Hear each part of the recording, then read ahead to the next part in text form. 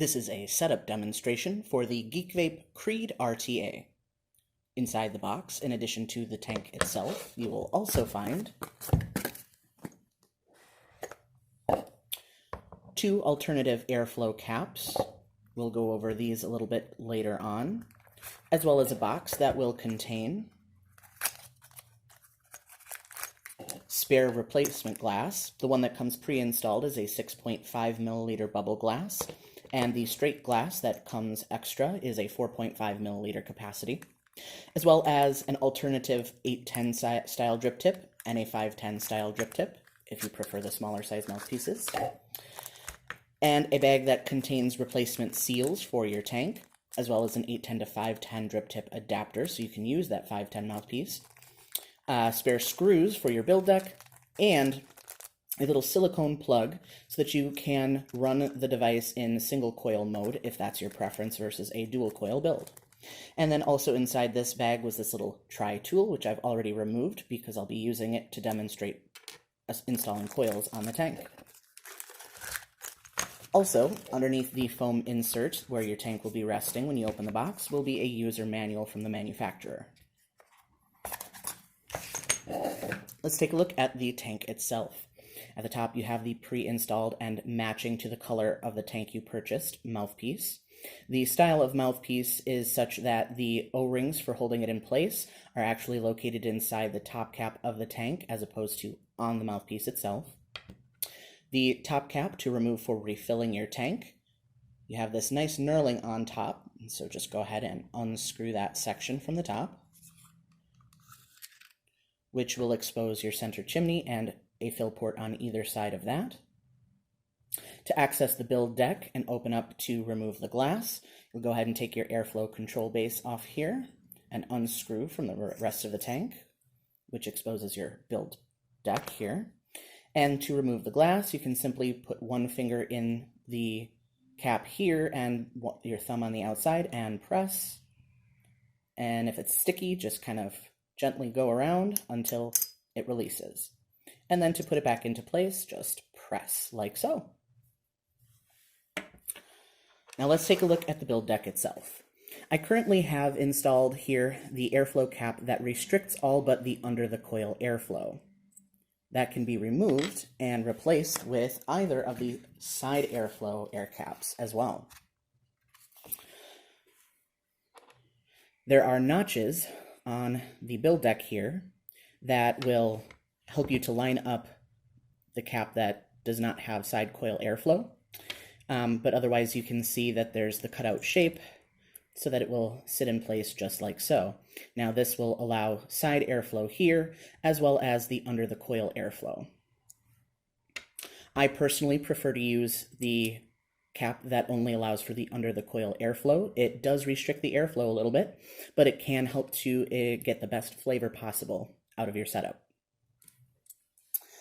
And as far as the build deck itself goes, you'll have your airflow that's under the coil that will come up through here. Here's where your coils will sit, one on either side, or if you install the plug to have a single coil build, just the one on one side. And then you have your posts here. Your coil leads will share these posts, but it's still relatively easy to install them. We'll go over that in a moment. And then on the sides here, next to either post, you have the shared wicking ports here. So you'll tuck the tails of your cotton for each coil into the same on either side. You'll see what I mean in a moment here. So let's go ahead and I'm going to use this device for the purposes of demonstration. First things first, I'm going to make sure that the device is locked or off so that I can't accidentally fire the device while I'm trying to install the coils. We'll go ahead and attach this on the top of the device here. For the purposes of demonstration today, I'll be using a pair of coils from the Demon Killer coil wheel that we sell. I'll be using a pair from the 0.45 ohm fused Clapton coil variety here. If you're winding your own coils, you will also want to make sure you have the post that you wound your coils on. This will make it a lot easier for trying to install your coils and position them appropriately. as well as you'll probably find helpful a pair of ceramic tweezers, a pair of bent nose tweezers, sharp scissors, and a flush cutter for trimming your leads, as well as, of course, cotton for wicking. So to get started, I'm going to go ahead and take our handy little tri-tool here, and I'm going to loosen these screws that are going into the top of the posts here to make room for the leads of the coils to be able to rest inside.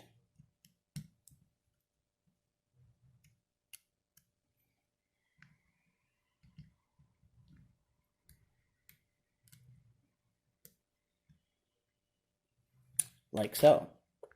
Now, because these coil leads are going to be sharing those posts, the easiest way I have found to make sure that that will work harmoniously is to take one of your coils and go ahead and install it and position it like you would want it to be sitting in once it's fully closed up. Something that you'll want to make sure to do is make sure that when you insert the coil, it is both not coming into contact with the posts, the part of the actual coil itself, just the leads going through the post holes should be coming into contact with it. And you'll want to make sure that the outer edges of the coil are going to be within the diameter of the build deck so that when you install your airflow cap on it, you do not have it coming into contact with that either. So I'm going to make sure this is nice and snug into the build deck, but not so much so that it's touching the post holes. Just like so.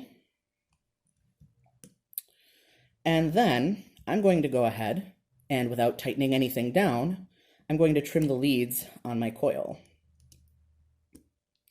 with the flush cutters.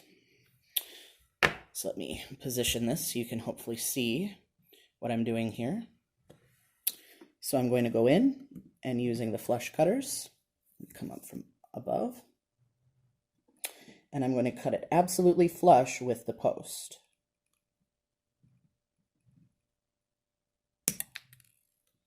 You can have bits of wire and shrapnel flying at this point, so do be cautious. There we go. Now I'm going to remove the coil. Now I'm going to use this as my measurement for trimming the leads on the other coil. So I'm going to slide them both on next to each other onto the rod, hold them next to each other, and trim appropriately.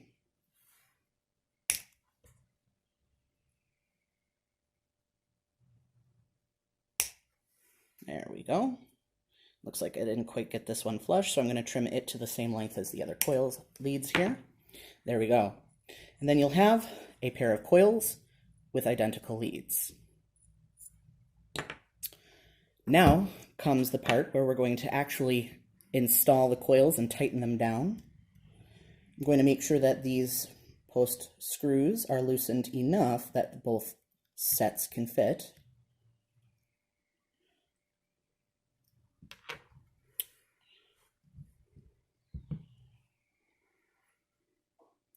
And then simply insert both leads for each coil into the screw posts there.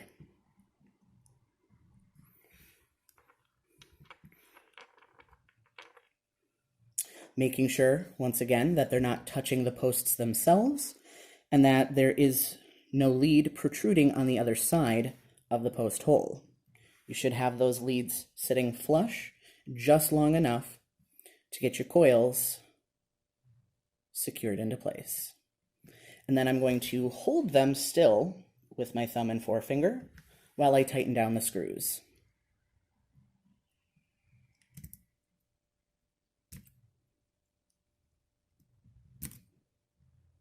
If you have access to a larger screwdriver, that would be the appropriate size for the screws. Some folks may find that to be helpful. I'm just going to use the tool that comes with it for demonstration purposes. And you want to make sure you get them nice and snug. Now see, my coils aren't equidistant, so I'm going to, there we go, loosen it up and get the other one snugged in there a little better. And pull this one back out just a smidgen.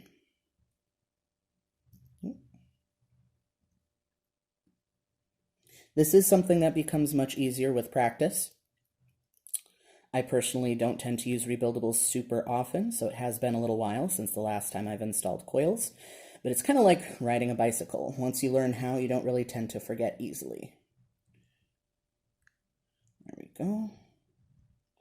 And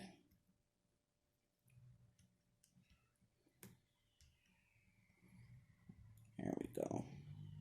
Now once you have your screws tightened down, you might notice that your coils went a little kittywampus, or that they are not sitting straight. They're at kind of an angle. That's what you're going to want this post for. You'll go ahead and slide the post back through the center of the coil and just use the post itself to kind of lift and turn the coil in the direction you want it to be sitting. Like so.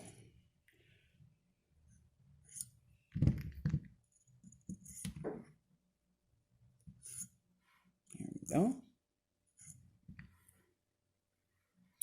And I'm going to just pull that ever so slightly away.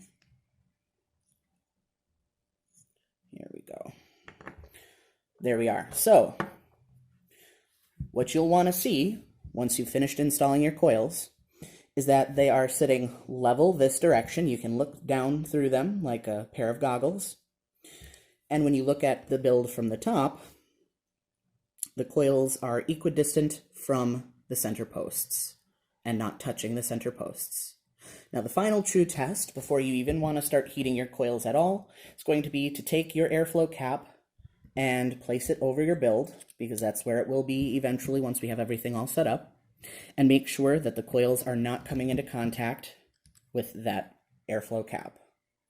I have clearance on all sides, so I should be in good shape. The nice thing about that issue of making sure you have clearance on all sides and it's not touching the cap is that your device will tell you and give you an error message if you're having, if it does not, if it's shorting out because it's touching something it shouldn't be.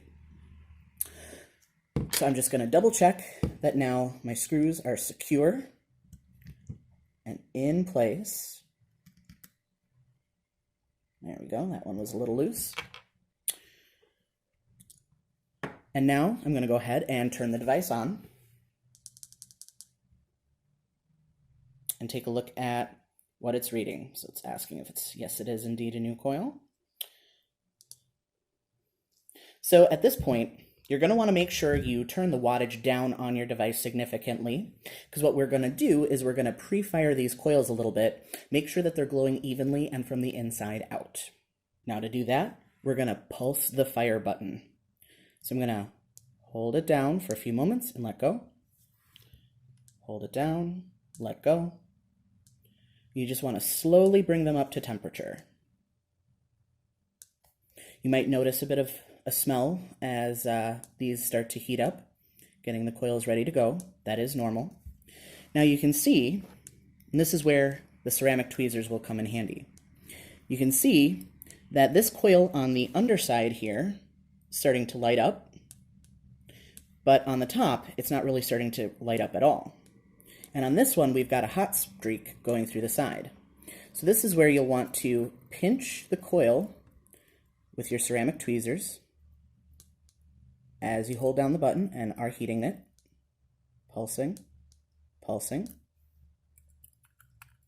It's important to make sure you get the coils glowing at approximately the same rate, and making sure that the glowing starts from the center of the coil and spreads out.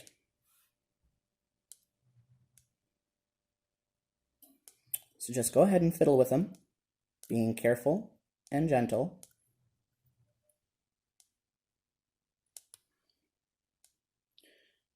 As another note, do not touch the ceramic end of your tweezers when you're doing this. Make sure you have a place to set it that is that they're not going to damage anything. Ceramic does get very hot when touching the hot coils. Another technique for helping to get your coils to glow evenly is to strum them. So without pressing the button, now that's very important, without pressing the button, I'm going to take my bent nose regular tweezers and scrape gently along the length of the coil, like so. And that helps get the coil, each wind of the coil itself, it just kind of separates them briefly and lets them fall back together.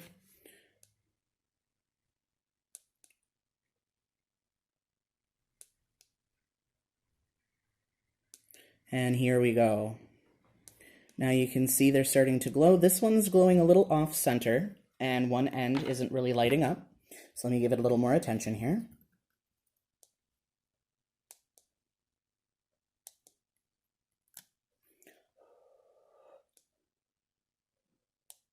There we go. So now these coils are glowing from the inside out and at a very even rate with one another.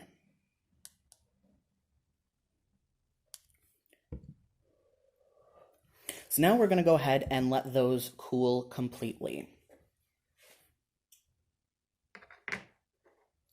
And while that's happening, I'm going to go ahead and lock the device again so that while we are wicking these coils, we don't, again, accidentally heat the coils and burn ourselves. So while those cool down, I'm going to go ahead and grab my package of cotton. How much cotton you'll need for wicking at any given pair of coils will depend on the diameter of the coils. I'm going to start with a tuft kind of like this. And this is going to probably be a little bit excessive. If you have too much cotton in your coils, it can cause it to not be able to wick very well, and you can get burnt dry hits. On the other side of things, if you don't have enough cotton in there, you will most likely have leaking problems. So for the purposes of this particular pair of coils, they have about a 2.5 millimeter diameter center. So I'm going to go ahead and pull a little bit of this cotton off, just to make it a little bit less thick.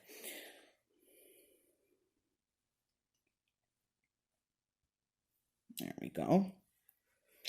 And I think just about like this should probably be good. You don't want it to get too compacted in the center, and this will actually be enough to wick both of the coils. I'm actually going to take my scissors and trim this in half and use 1/2 for each coil.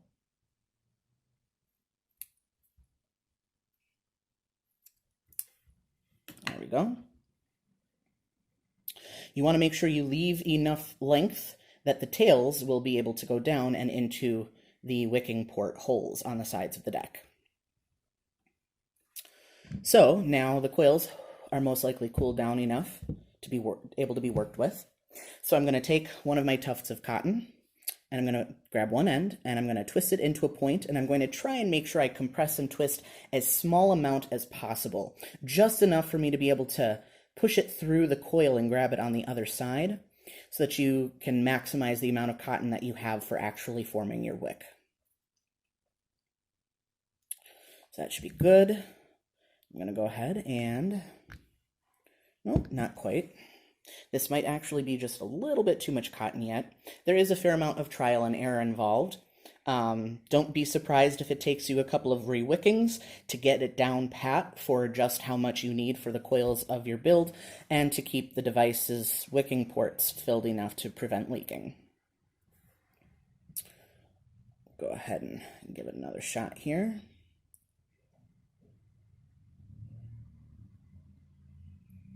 Yeah, this is going to be just a smidge too much, so I'm going to go ahead and peel away just a little bit more cotton. There we go, and make sure I peel away the same amount on the other side.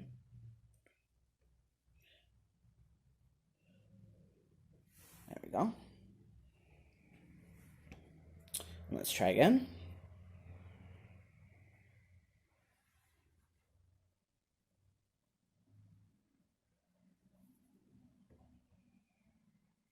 Okay. And once you have just a little bit peeking through on the other end, this is another place where the bent nose tweezers can come very in handy. You can go ahead and reach right into the coil and grab it to help pull it out and pull it through.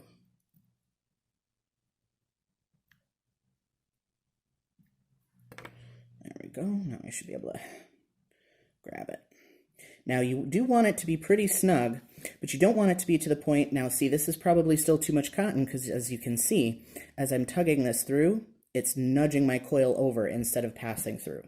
So I'm going to go ahead and remove just a little bit more of this cotton.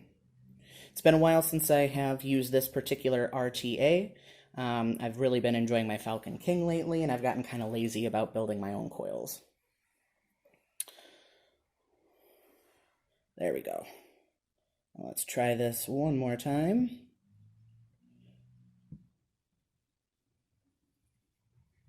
There we go.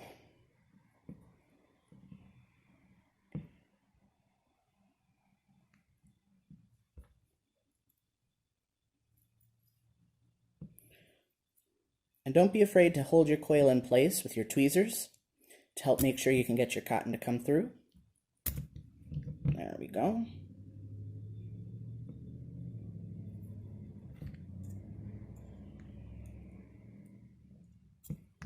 There we go. Now we've got the one side of the cotton that's been really compressed from being pulled through. So what we're going to do, and actually we're going to do this to both sides, is take the tweezers and just kind of fluff it back out. And you'll find that you do have a bit of the cotton that comes away with that. Don't be too concerned about that. You just need to make sure you have enough that's going to be nice and fluffy and sit in your wicking ports. And we'll do the same to the other side here.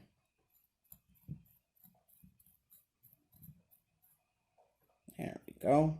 So it's nice and fluffy. Now, if your coil did get pulled off center, you're going to want to go ahead and adjust that. There we go. And then let's get the cotton in the other coil.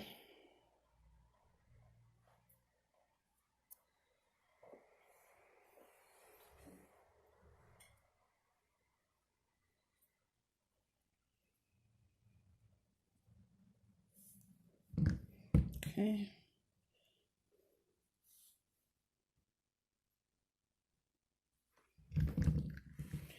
Same technique as last time, using the tweezers to grab onto it to get it pulled through enough to be able to grab it with my fingers.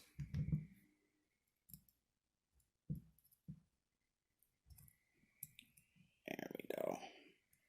Nice and snug, tightly fit, but not too tight. You should be able to still pull the cotton through. There we go. And then fluff it out, just like we did with the other one. Bada bing. And here we go. There. Now we've got ourselves 4 nice fluffy tufts of cotton. I'm going to go ahead and pull away some of this excess little piece here. Okay, so now you've got your build looking like this. Now you're going to want to trim these cotton tails so that they are going to be flush with the base of the build deck here, so that when they go and tuck down into those wicking ports on either side, they will dust the inside of the build deck there. Let's grab my scissors. Go ahead and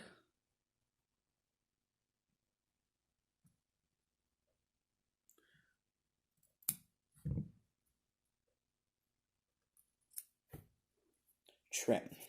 Just give it a little haircut. So I'm resting my scissors on this area for a determinant of the length. Grab the tail and snip.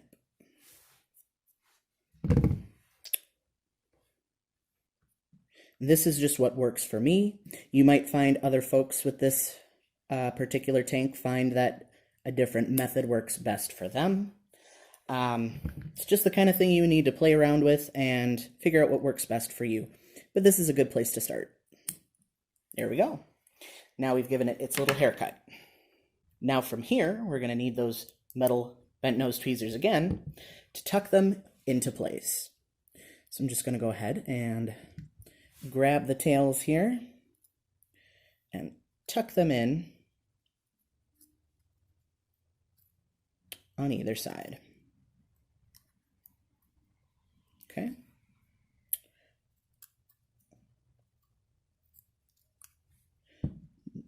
Tail number 1, inserted down into the wicking port and tucked. And tail number 2 here will share that same wick port. You don't want to be careful that you're not stuffing it in there too hard, and that you don't have it just all jammed up. You want to try and make sure you can get it pulled through. If you need to, reach in from the bottom and grab onto it and just tug down a little bit to get it to nestle in there snugly. Well, not snugly, because that's beside the, or counterproductive. You want to make sure that they're not packed super tightly, but enough that there's no empty space down here where the liquid will actually come into contact with the wicking material there. And then repeat the same on the other side.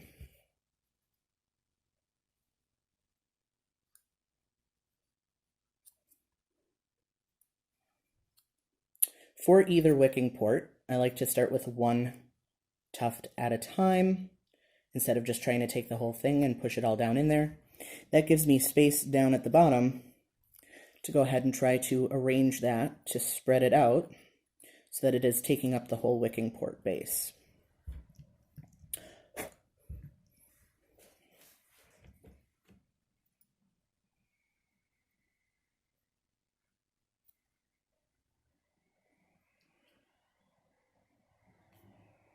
There we go. A little bit at a time.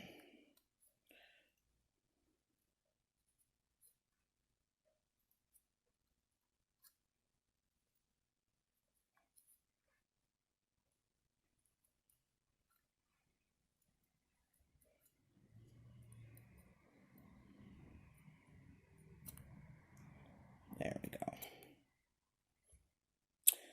Another thing you want to make sure as you're wicking your coils, you want to make sure that this space directly underneath the coil, where the under the coil airflow comes from, is clear of cotton. That your tails don't come in and cover those up at all. Those are important, one, to get airflow through, and two, to keep your coils themselves cool and help prevent them from singeing the cotton wicking material super quickly. Let me just take a look at this side and make sure. There we go. There we go. So now we've got our coils installed and wicked. Something to mention at this point is that when you are going to disassemble to re-wick your coils, after removing your old wicking material, you would use the same method as we used to make sure the coils were glowing evenly and from the inside out, to burn off any of the caramelization that will form on the coils over time and clean them off so that you can re-wick and have fresh tasting coils again. Now we're at the point where we're going to want to pre-saturate the wicks on our coils. My preferred method, and this is how most people I know have done it as well, we're going to go ahead and at this point turn the device back on, being very careful not to fire it before we get the coils the wicks saturated, and take your bottle of liquid and go ahead and literally just paint the liquid right onto the cotton. A little bit at a time. Just saturate and saturate.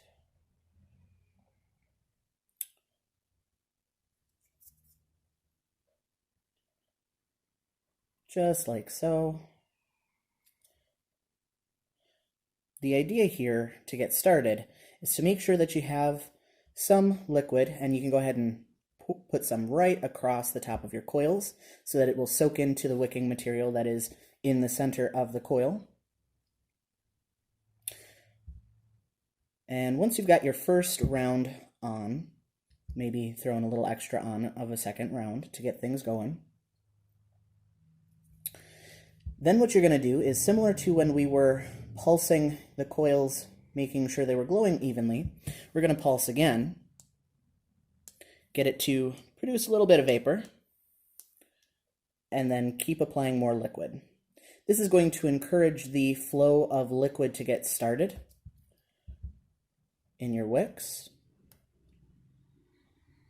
and really get the liquid to seep in between the springs of your coil.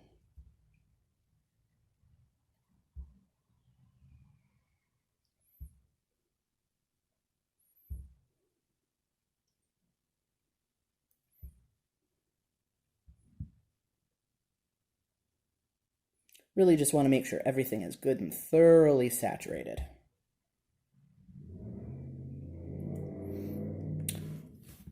I also like to then apply some liquid to the area that will be exposed once your airflow cap is installed of your wicks, right down here.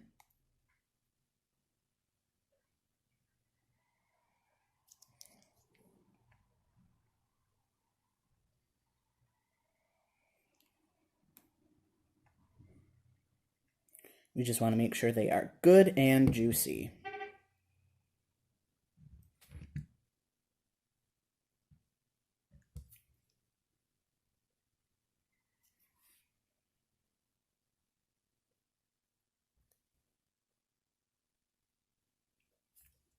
Let's go ahead and turn this wattage up a little bit.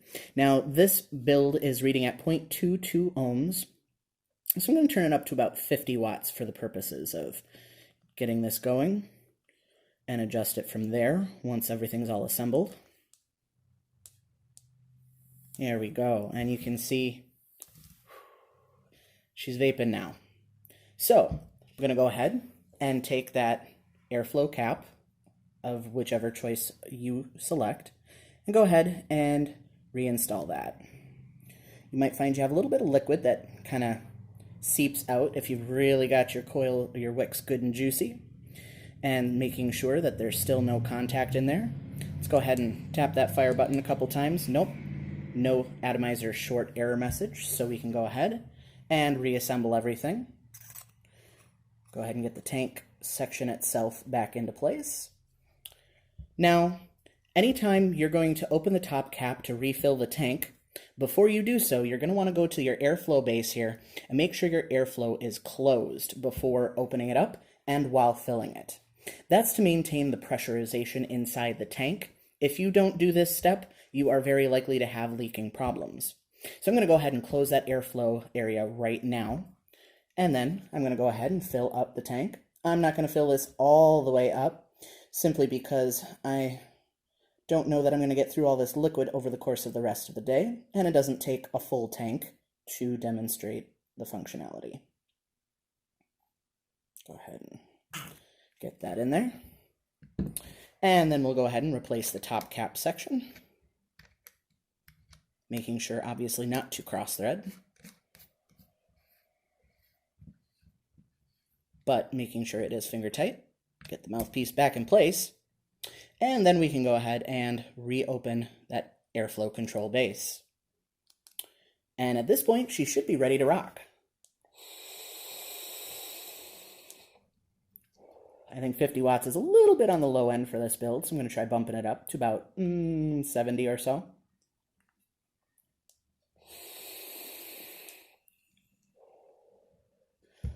And there we have it. So long as you make sure to remember to close your airflow base before opening to refill your tank, and not open it again until after you've secured your top cap. That's about all you need to know about the initial setup of the Geek Vape Creed RTA and a build instructional. Thank you very much, and happy vaping.